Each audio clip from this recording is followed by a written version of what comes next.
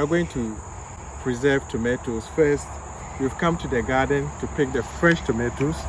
See, these are fresh tomatoes picked from the garden. And so Mary Michael's mother is going to teach us how to preserve tomatoes. So kindly follow and then learn from her. So the first thing to do is to start with your equipment. So this is just a simple glass mason jar, and it's been washed and sterilized. You want to make sure it's very clean. And then you want to run your finger around the rim and make sure there are no chips in the glass, because then it won't seal. And the other thing I do is hold it up and make sure there aren't any cracks in the glass, because then the jar will break in the hot water bath. So the other thing we have to sterilize are the lids and the rings. And so I've just put them into a pot with some water, and I'm going to bring the water to a boil, and then these will be all clean and sterilized and ready for canning. The most important item that you need is the proper lid that will seal. And these are just metal discs, but on the inside they have a little bit of rubber ring. And this is the most important part, so that when you put it down on the jar and it creates that suction, it creates that seal. You can't just use any lid. And the ring is what you need to hold it in place during the canning process. Once the lid has sealed on the jar, you can even take the ring off if you want and reuse it. But this you would not reuse. Okay, so the first thing we're going to do before we cut them up and put them in the jars is we're going to blanch them in boiling water, and that's going to take the skin off. Because if you can them with the skin on, sometimes the skins will get a little bit tough. So we're just going to put them down, all sizes and shapes and colors, in this pot of hot water. And we're going to just let them sit in there until we see the skin split apart, and then we're going to drain them.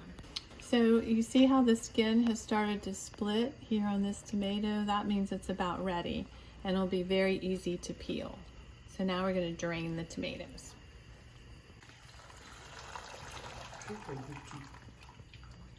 Now you don't have to have a draining pot like this. Sometimes I just will cook them in a regular pot, and then I'll pull them out with a slotted spoon. Home gardening will improve health. Community gardening will ensure food security. Home gardening will provide jobs. Community gardening will help So as soon reduce as the tomatoes have cooled enough to handle, you just want to get a knife and take off maybe the top. And as you start to peel it, you'll see that the skin just comes right off. Just like that. And you can cut it. You want smaller pieces, and just drop it right in the jar. For some of the larger tomatoes, you want to take the core out, because that's just tough. If you see any bad spots on the tomato, you want to take those off. And then same thing, just peel the skin, comes right off. Now you can put it whole in the jar. I like them a little bit smaller, so I'm just going to cut it right in my hand, just in 4 pieces. And then just drop it right in the jar. You want to make sure when you're peeling your tomatoes that you get the bad spots out like this, because if that goes in your jar, it could also cause spoilage, which you don't want. So I just cut it out, but all the rest of the tomato is beautiful. So I'm going to peel it, look it over, cut it, and in the jar. Okay, so once you have your jar pretty full, the next step is to take a spoon and you want to push them down, and you want to make sure you do this because you're trying to get rid of any air bubbles that might have formed in the bottom of the jar. And sometimes if there are air bubbles, that can increase the rate of spoilage. Plus you want to get as many tomatoes in a jar as you can. So I'm going to smash these down a little bit push them down, and then I'm going to add a few more tomatoes to top it all the way to the rim. Okay, so now we have all of our jars filled with tomatoes, and the next step is you want to make sure the rim is very clean. So I'm just taking just a clean cloth that's been that's wet, and I'm just going to wipe around the outside of the rim, but also the inside. So you want to make sure that you get a good seal. And one way to do that is to make sure you get all the residue off. And so you want it clean on the inside and the outside.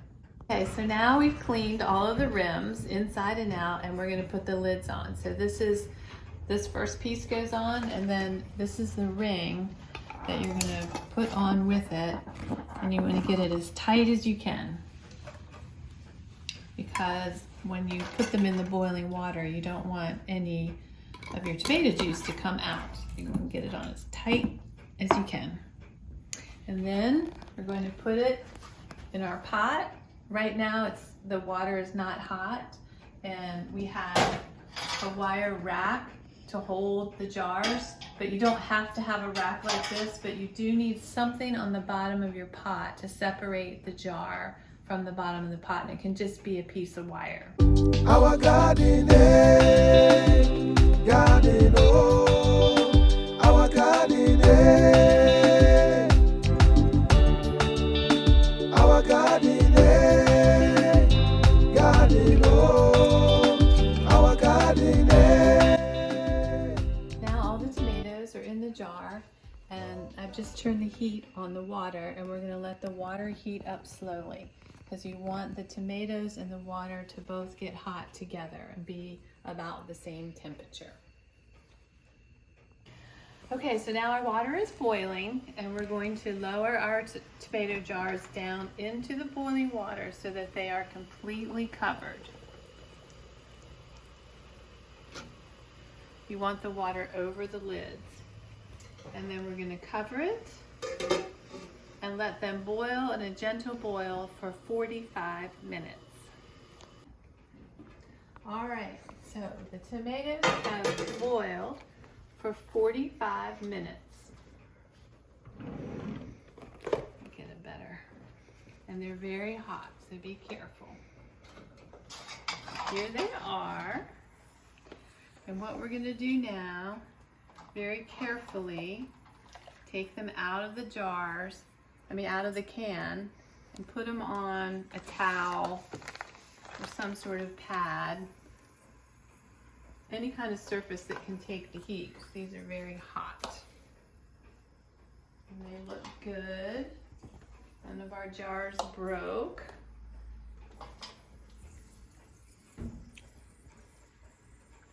And they've actually been cooking in the jars, so they're almost kind of like stewed tomatoes.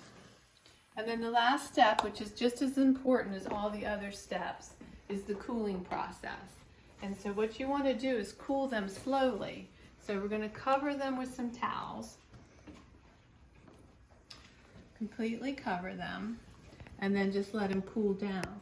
And during the cool down process, they're going to get that suction seal. It's going to suck all the air out and create that vacuum seal. So it's a very important process. And you'll hear them every time one seals, it'll go pop, and you'll know another one has sealed. Okay, so the next morning, after your tomato jars have cooled down, you can remove the towels. And the first thing you want to do is make sure that every lid got a good seal. And so you just take your finger and push down on every lid. And if it pushes back at all, then it has not sealed. But if you get resistance for each one, then you know you have a good seal. If it did not seal, then you want to use those tomatoes right away. The other thing you can do is you can take the screw caps off and reuse those, because this is all you need to have your seal. Then you want to put the date on it that you did the canning. And it's good to use the tomatoes within a year. They might last into a second year, but it's recommended to just use them within the year. And the last thing you want to do is get a clean cloth, maybe a wet cloth, and you want to wipe your jars all down get any residue from the boiling bath off. And that's it. Then you're all ready. You have your tomatoes for the whole year. And that's just another way to home garden in Ghana. The world is changing and access to safe food is becoming a challenge. But growing your own food at home and having a community garden can provide a solution. Home and community garden comes with a lot of benefits, so get involved.